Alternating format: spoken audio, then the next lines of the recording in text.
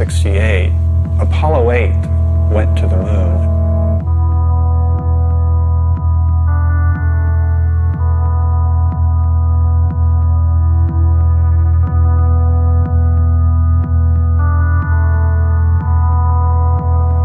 They didn't land, but they did circle the moon. And I was watching it on television, and at a certain point, one of the astronauts casually said, "We're going to turn the camera around and show you the Earth." And he did. And that was the first time I had ever seen the planet hanging in space like that. And it was profound. I think that for me, like for many other people, it was quite a shock. I don't think any of us had any expectations about how it would give us such a different perspective. I think the focus had been, we're going to the stars, we're going to the other planets, and suddenly we look back at ourselves and it seems to imply a new kind of self-awareness. One of the astronauts said, when we originally went to the moon, our total focus was on the moon. We weren't thinking about looking back at the Earth. But now that we've done it, that may well have been the most important reason we went.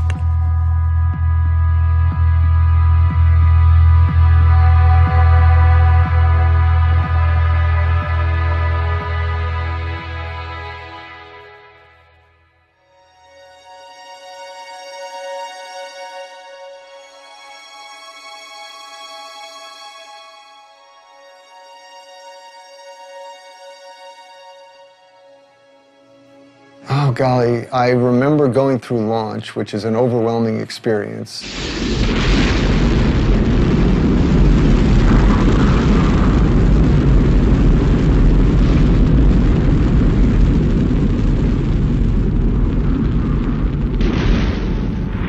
The engines cut off. I felt myself floating out of the seat. I floated over to the window, looked out, and we were coming up over the coast of Africa. And that's when it hit me. I'm in space. And, you know, I just got incredibly excited because it's something I had dreamed about since I was 6 years old. I think you start out with this idea of what it's going to be like. And then when you do finally look at the Earth for the first time, you're overwhelmed by how much more beautiful it really is when you see it for real. It's just like it's this dynamic, alive place that you see glowing all the time. It was truly incredible to be up there, doing what I always wanted to do my whole life, and then to kind of glance back at our planet and see that view was just tremendous. I can only describe what I've seen. You know, looking down at the Earth and you see that line that separates day into night slowly moving across the planet.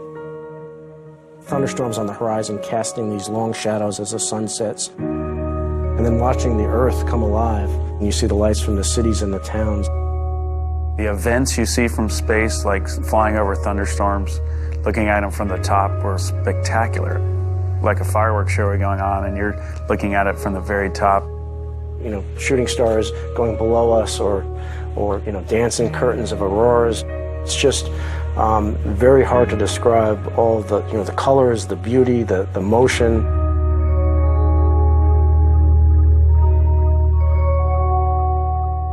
My job as lunar module pilot was to be responsible for the lunar module itself and responsible for the science on the moon. So when we started home, I had a little more time to look out the window than the other guys because most of my responsibilities were completed. We were in a particular mode called the barbecue mode. So we were flying like this and rotating like that. What that caused to happen was every 2 minutes, a picture of the Earth, the moon, the sun, and a 360-degree panorama of the heavens appeared in the spacecraft window. And I had studied astronomy and I had studied cosmology and fully understood that the molecules in my body and the molecules in my partner's bodies and in the spacecraft had been prototyped in some ancient generation of stars. In other words, it was pretty obvious from those descriptions, we're stardust.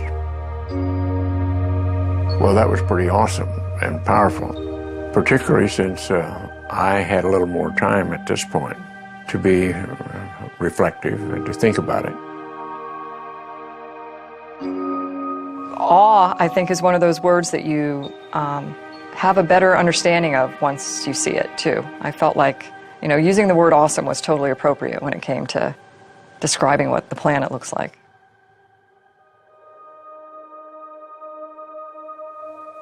To have that experience of awe is, at least for the moment, to let go of yourself, to transcend the sense of separation. So it's not just that they were experiencing something other than them, but that they were at some very deep level integrating, realizing their interconnectedness with that beautiful blue-green ball. And this is why the astronauts, particularly in the International Space Station, often say that much of their free time is filled with what they call Earth gazing, just staring out at the Earth. They can stare for hours because the changing scenery, the interactivity of the biosphere, all of this has an incredible aesthetic impact. The beauty of seeing Earth as a planet as opposed to being down here among it is a wonderful experience to then start to get into what we call the big picture effect or the overview effect.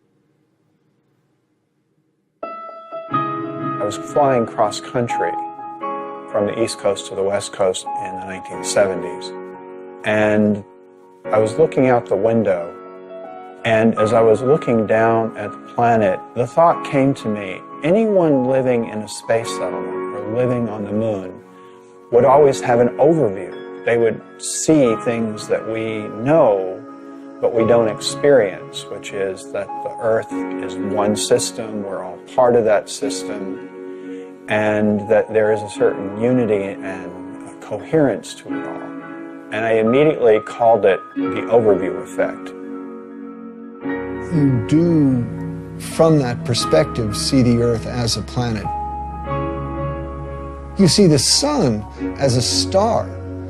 We see the sun in the blue sky, but up there you see the sun in a black sky. So yeah, you are seeing it from a cosmic perspective. We've been evolving from the beginning of civilization to a larger and larger perspective of life on the Earth. But the next natural evolution is understanding the life in space. That is, the fact that the Earth, as Buckminster Fuller used to famously say, is a spaceship Earth. We are in space already.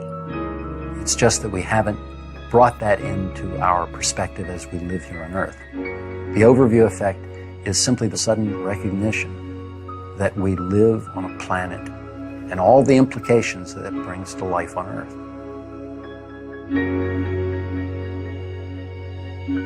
When we look down at the Earth from space, you know, we see this amazing, indescribably beautiful planet. It looks like a living, breathing organism, but it also, at the same time, looks extremely fragile. Because you go outside on a clear day and it's the big blue sky, and it's like it goes on forever, right? And how could we possibly, you know, put enough stuff into it to fill it up with things that really change it? And yet, you see it from space, and it's this thin line which is just barely hugging the surface of the planet.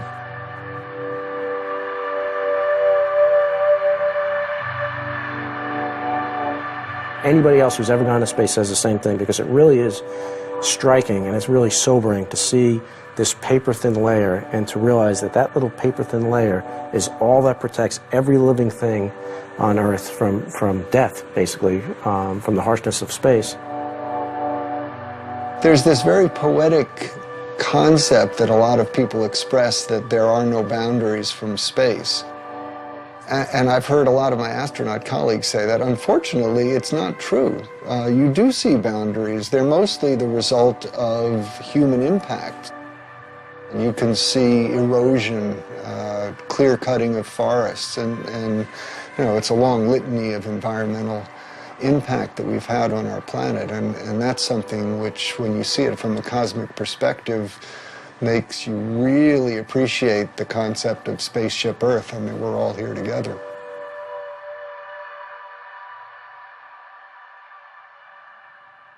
After I came back and tried to understand what this experience was all about, I could find nothing in the science literature about it and nothing in the religious literature that I looked at. So I turned to the local university and asked them to help me with what I saw.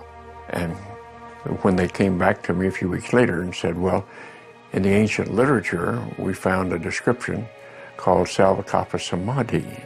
And they said that means that you see things as you see them with your eyes, but you experience them emotionally and viscerally as with ecstasy and a sense of total unity and oneness. And I said, well, that's exactly what the experience was. And so it's rather clear to me as I study this, it wasn't anything new, but was something that was very important to the way we humans were put together. Many of the great wisdom traditions of the earth have pointed to what we're calling the overview effect. That is to say, they have realized this unity, this oneness of all life on earth and of consciousness and awareness. Within the Western tradition, I think it's quite new and quite shocking because there's been much more of a sense of separation. But if you look at other non-Western cultures, especially in Asia, the emphasis on those has always been on realization that the self and the world are not separate from each other, but that they're really interconnected, that the individual self and the species as a whole is a manifestation of the larger whole. As you go into your mind in a contemplative way, the sense of the living reality of the planet becomes obvious. You become more in tune with the natural world. This is very akin to the direct perception that the astronauts have. So it's no wonder that many people have likened the overview effect to a spiritual or meditative experience, although it's not exactly that. It's a cognitive shift that very often can produce a kind of meditative experience.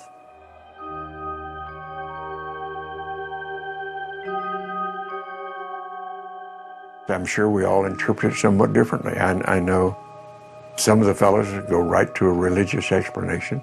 I didn't. I went to more science explanation. And I think all that's wonderful. That's what it takes to build a civilization.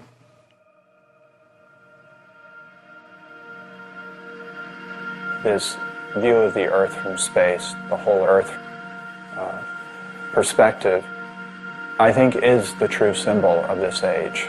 And I believe that what's going to happen is there's going to be a greater and greater interest in communicating this idea, because after all, it's key to our survival. We have to start acting as one species with one destiny. We are not going to survive if we don't do that. We're seeing very clearly that if the Earth becomes sick, then we become sick. If the Earth dies, then we're going to die. People sense that something's wrong, but they're still struggling to go back and find out what the real roots of the problem are. And I think what we need to come to is the realization that it's not just fixing an economic or political system, but it's a basic worldview, a basic understanding of who we are that's at stake.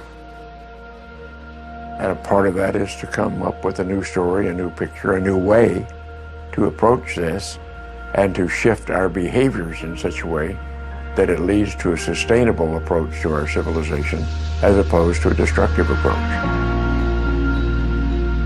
It's a fragile planet, and if we don't take care of it and we don't work together, then we are going to have bigger issues than we have now down the road. On a grand scale, that's, we're basically all living in this one ecosystem called Earth. And everything that you do on one side of the ecosystem affects the other side.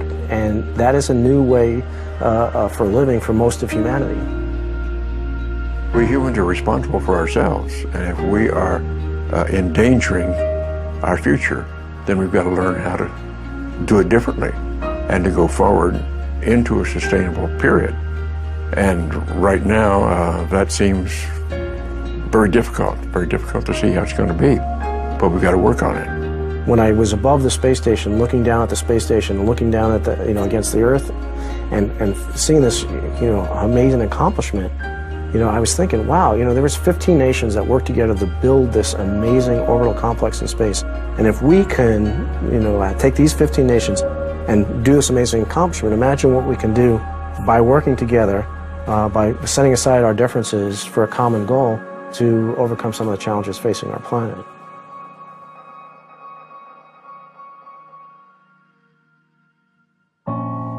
We have this connection to Earth. I mean, it's our home.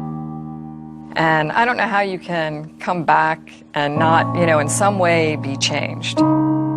It may be subtle.